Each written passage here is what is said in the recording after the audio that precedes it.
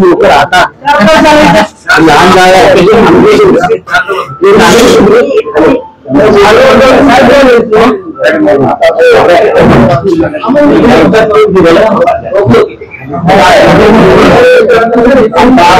घेतायत ना त्यांच्याशी बोला आहे ना राजेंद्र शेठ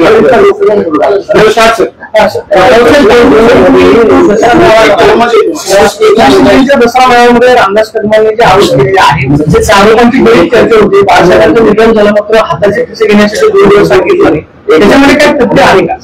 एक लक्षात घ्या रामदास कदम हा कधी भरोशाचा माणूस नव्हता. खरं म्हणजे त्यांनी उद्धव ठाकरे साहेबांचं खोटे लावून रोज पूजा केली पाहिजे. कोकणामध्ये विधानसभेची निवडणूक हरल्यावर माननीय उद्धव साहेबांनी त्यांना 2 वेळा विधान परिषदेला पाठवलं. 2 वेळा असं कुठल्या पक्षात होतं का? त्यांना 2 लोकांना विधान परिषदेवर पाठवायला पक्षाचा विरोध होता. 2 लोकांना विधान परिषदेवर सातत्यानं पाठवायला आमच्या पक्षामध्ये विरोध होता. त्यात एक रामदास कदम आणि दुसरा नीलम गोरे.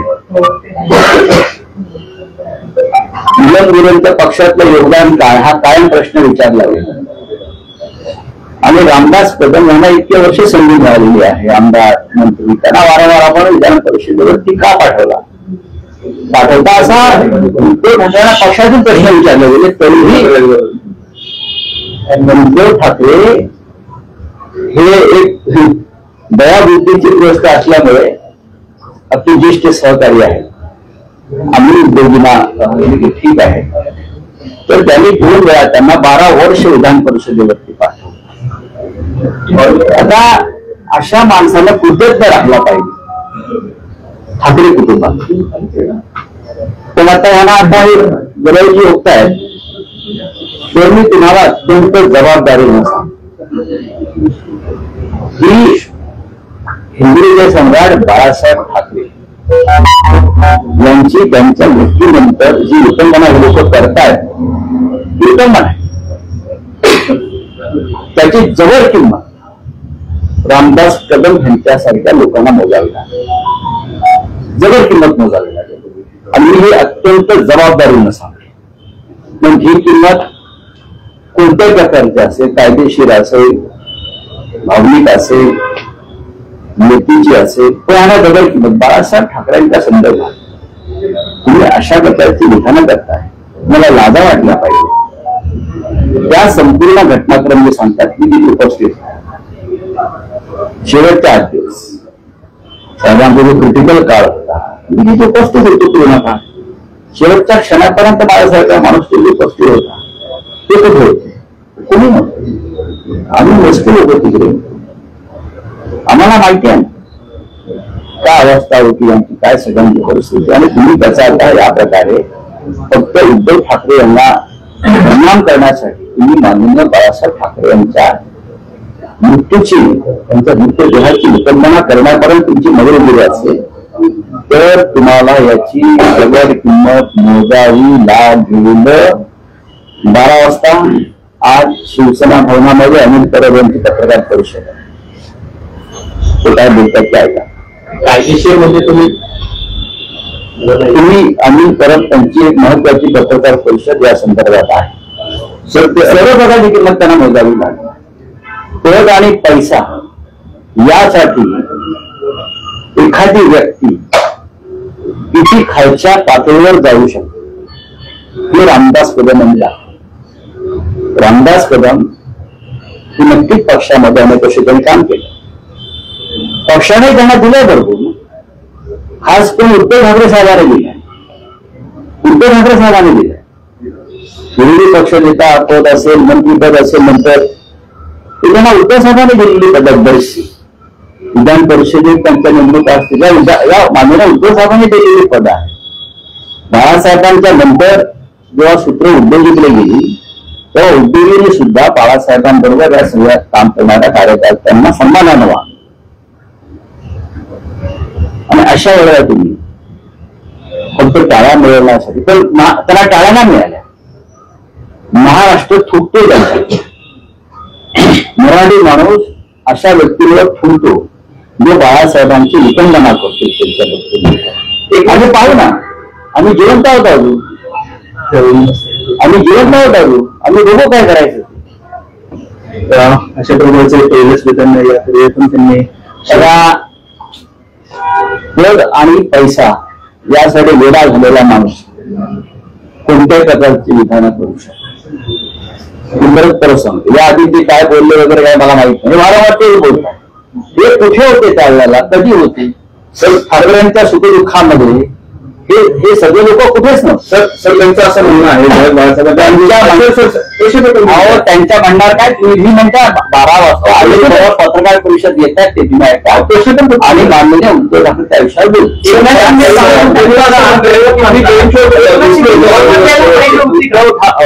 जे पक्ष सोडून गेलेले आहेत ते बाळासाहेब ठाकरेंना कधीच जगात मानू शकत नाही.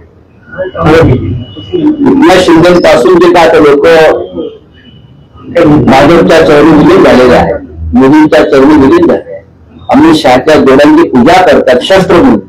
बरं का, शस्त्र म्हणून अमित शहाच्या जोड्यांची पूजा केली आहे लोकांनी. सर तो त्यांचं हे बाळासाहेब ठाकरेंना जगत मानणाऱ्यांचं काम नाही. बघा, उद्धव ठाकरे पुण्यात येतात, माननीय शिवसेना पक्ष जणू उद्धव ठाकरे पुण्यात येतात, कोणाला पर्यंत पोचलेल्या वेळेत येतील.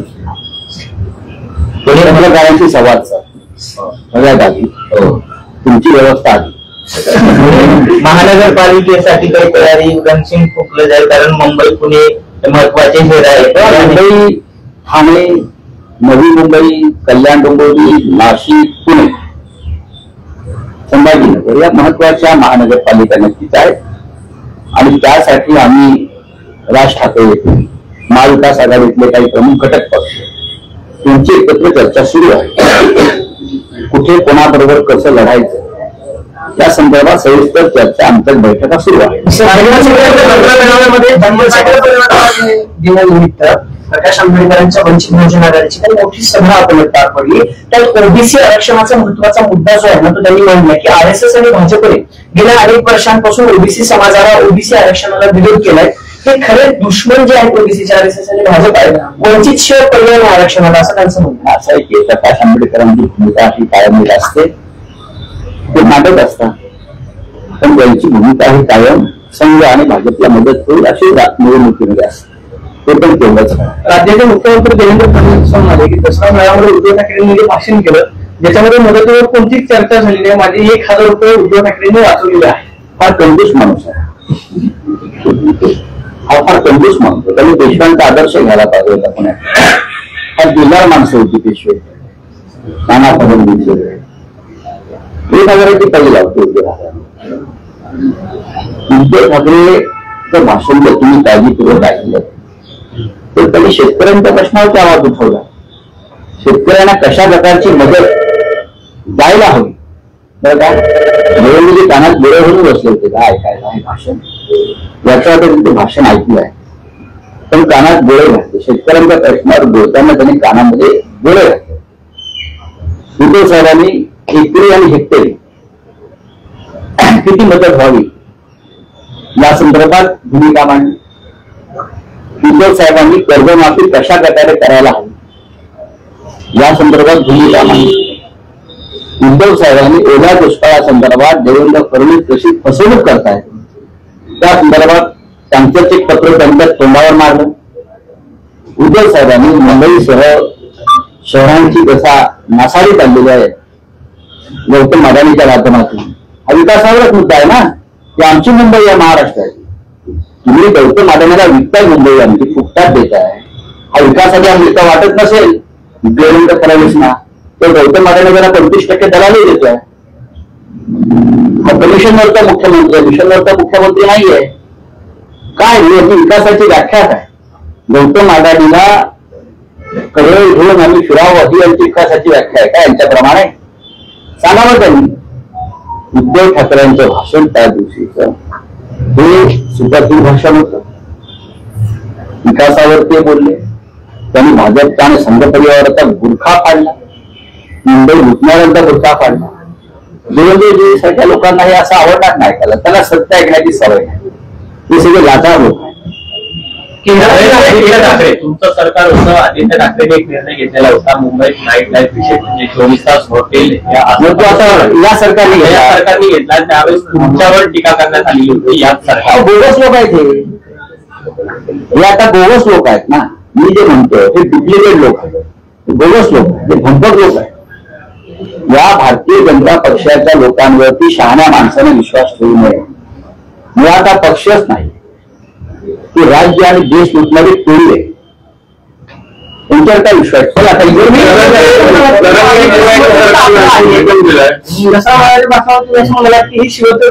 बाजूचाही शिवत्र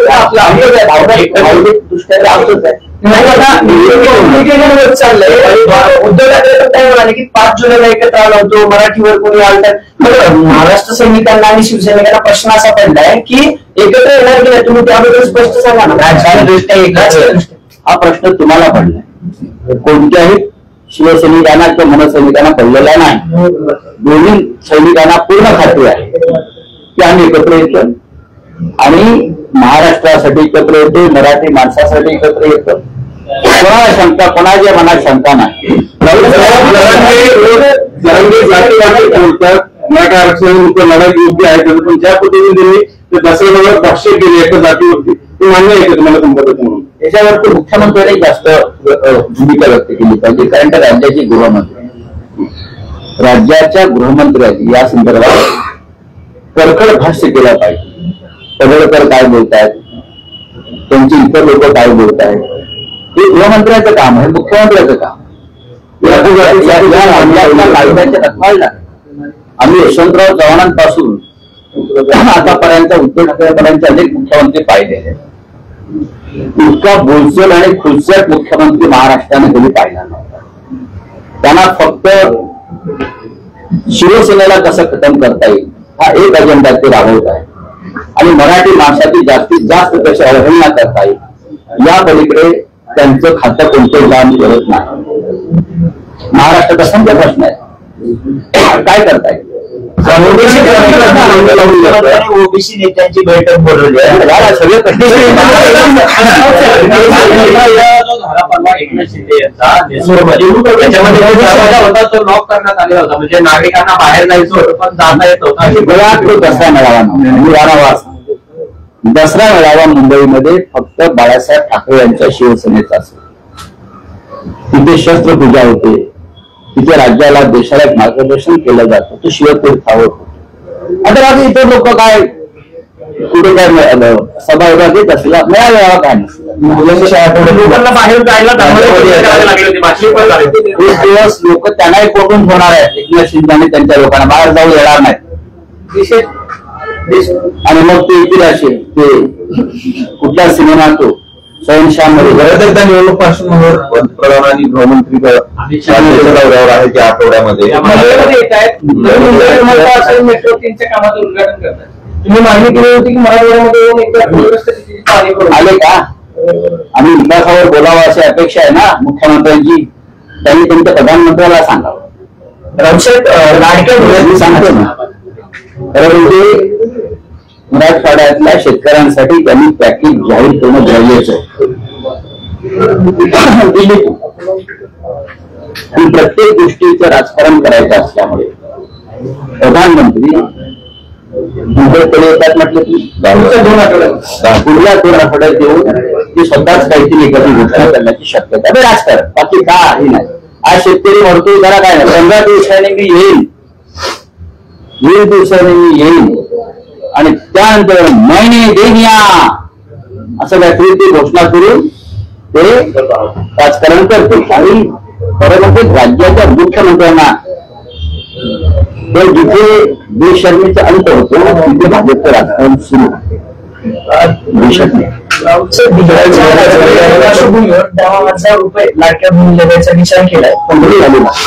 नाही सर, मागच्या निवडणुकीत आठवत असेल की पंतप्रधानांनी 2000च्या भाषणात 1 लाख किती देऊ? 60,000 पण मराठवाड्याला मात्र दुजाभाव केला जातोय कारण एकही पॅकेज मराठवाडा काही महाराष्ट्राच्या बाबतीत, मुंबईच्या बाबतीत तर सांगतो, मी पुण्याच्या बाबतीत बोलेल. या पुण्याच्या मेट्रोच्या कामामध्ये भारतीय जनता पक्षाच्या लोकांनी 12,000 कोटी रुपये खाल्ले. हे माहिती आहे का तुम्हाला? मेट्रोची कामं कंत्राट कोणाला मिळाली आहेत? चेक करा. 12,000 कोटी रुपयाचा मलिदा भारतीय जनता पक्षाच्या आणि 2 शिंदे गटाचे लोक आहेत. हा 12,000 कोटी रुपयाचा मलिदा पुण्यातल्या मेट्रोच्या कामामध्ये या 4-5 लोकांनी खाल्लेला आहे. तुम्ही पाठीवर पुण्याच्या गुन्हेगारी लोक बोलले होते.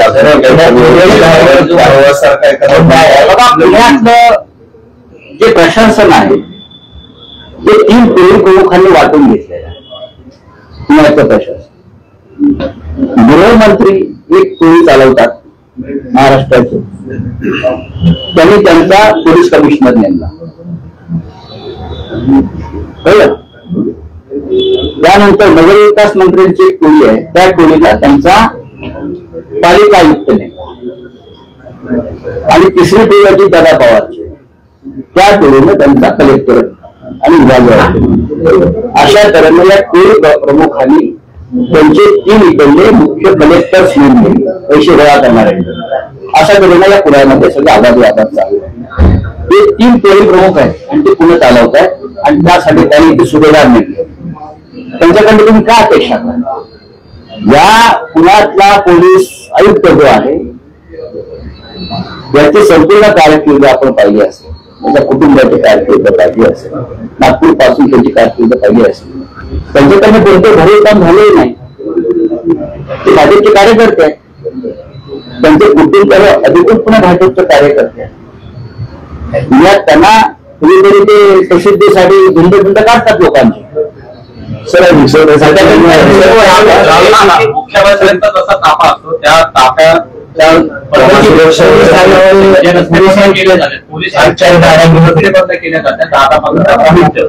पोलीस आयुक्त जातात म्हणून आमच्या मुंबईचा पोलीस आयुक्त एकटाच फिरतो. हिंमत असतो आमच्या मुंबईचा पोलीस आयुक्त बरं का एकटा फिरतो एका गाडी. मुंबई सारख्या शहरात अनेक ठिकाणी जे पोलीसही घाबरायला लागले, पोलीस आयुक्त कोणा गुंडांना घाबरायला लागले, तर त्यांनी वर्दीचा अपमान केला असं मी मानतो. वर्दी काढून फिरावं त्यांनी. जर तुम्ही म्हणताय त्याप्रमाणे पोलीस आयुक्तांचे काम कशा करता फिरतात मला माहित नाही. आमच्या मुंबईचे पोलीस आयुक्त एकटे फिरतात, नाही का? एकटे उतरतात, एकटे फिरतात, देऊन मागते. त्याला म्हणतात पोलीस कमिशनर, पोलीस आयुक्त. स्कूल में आ रहे इलेक्शन से ऐसे से बात है तो इनसे चुनाव में आ रहा है, क्या रणनीति है?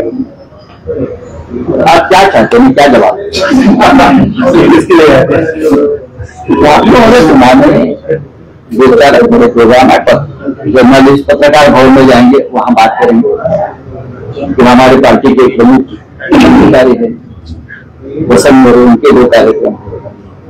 ये वहाँ एक सरहद संस्था है, वहाँ एक कार्यक्रम श्रीकांत ठाकरे मुझे स्टूडियो का उतार है. उद्धव ठाकरे ने ठाकरे जी का पुनः में आना अपने आप एक राजनीतिक हलचल करना जैसा है. जरूर पॉलिटिकल चर्चा होगी, महानगर पालिका के बारे में हम चर्चा करेंगे.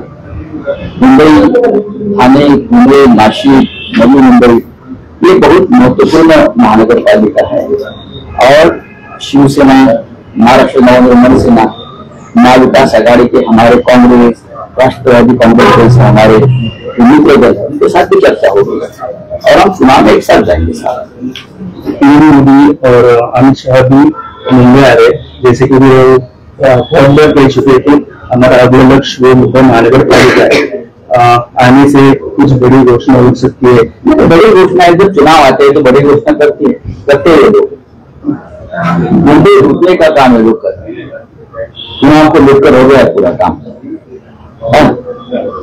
अब मुंबई को लूटने का, मुंबई में इतनी पैसा है वो लूट रही है, जैसे ब्रिटिश लूट रहे थे वैसे ये लोग लूट रहे. पोर्टुगीज भी लूटा, ब्रिटिश ने लूटा, और गुजरात की स्टेट कंपनी लूट रही है.